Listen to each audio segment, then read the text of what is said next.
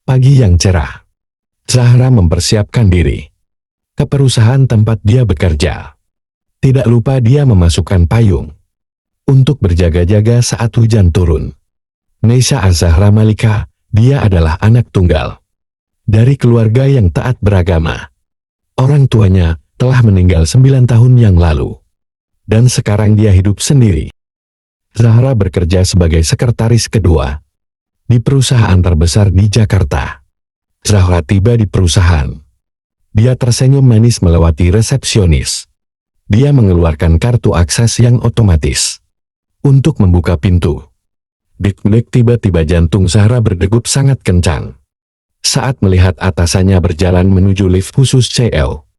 Rafiq Salik Al-Faruq. Dia adalah pria yang selalu disebut namanya di setiap sujud Zahra. Pria berwajah tampan, berbadan tinggi yang tegap. Semua staf wanita di perusahaan itu sangat mengidolakan CL mereka. Zahra berjalan menuju lift khusus staf. "Zahra, kamu ikut kami saja," ucap Adrian. Dia adalah asisten pribadi Rafiq dan sekaligus sahabatnya.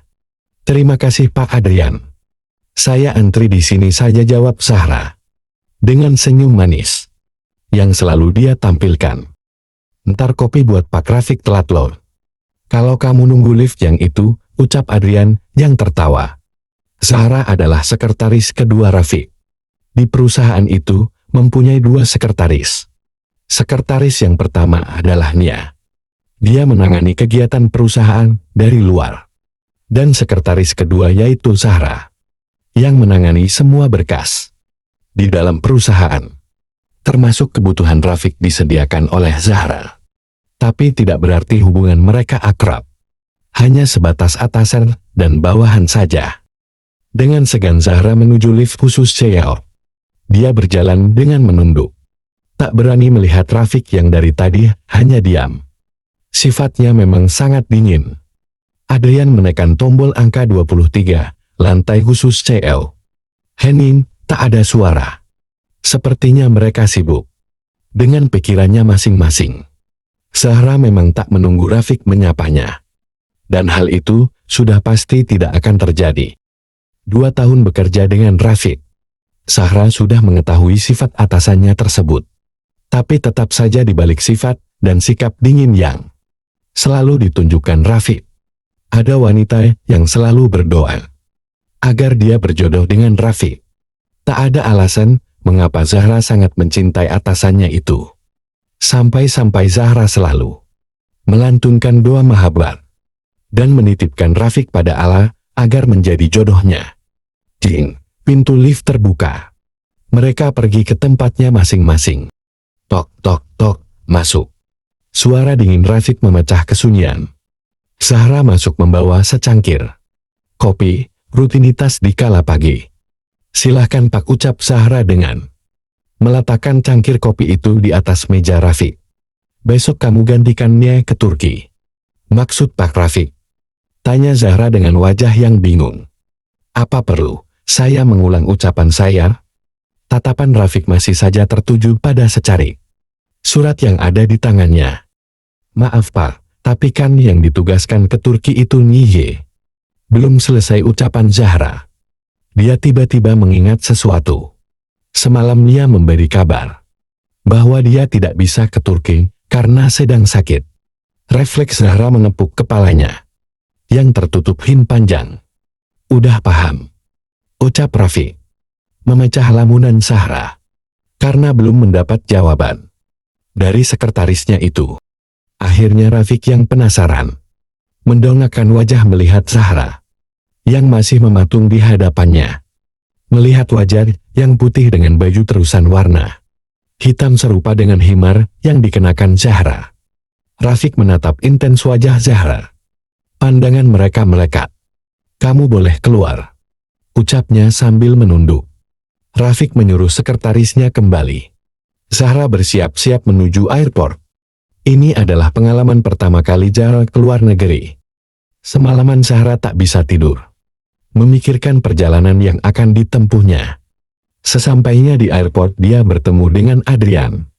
Adrian yang mengurus semua persiapan keberangkatan Zahra. mulai dari paspor, visa hingga tiket. Thanks ya Adrian, kamu tahu kan ini pengalaman pertama aku ke LNN. Tahu gak? Kemarin tuh aku kayak ditodong gitu sama Pak Rafiq. Aku gak tahu harus ngomong apa. Di saat atasan, mereka tidak ada. Zahra dan Adrian hanya memanggil dengan sebutan nama. Pengalaman tahu, kapan lagi bisa keluar negeri gratis? Oh iya, kamu tahu kan? Kalau kalian cuma perginya berdua aja. Tahu, aku sama kamu kan? Ucap Zahra. Dengan percaya diri. Adrian menatap wajah Zahra tak percaya. Bukanlah, yang pergi itu kamu dan Pak Rafiq apa? Zahra menutup mulutnya yang terbuka. Dengan telapak tangannya. Tak percaya dengan apa yang barusan didengarnya. Kok Pak Rafiq yang pergi? Bukannya Pak Rafiq ada jadwal ke Paris?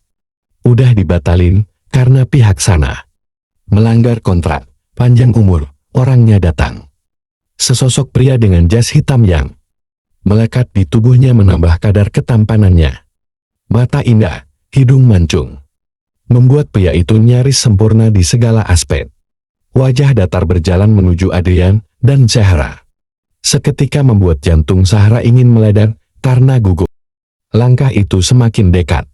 Membuat Zahra menelan salivanya. Zahra have fun ya. Kamu enggak perlu khawatir dengan pekerjaan di sana. Kan ada bos kita ini, ya enggak bro.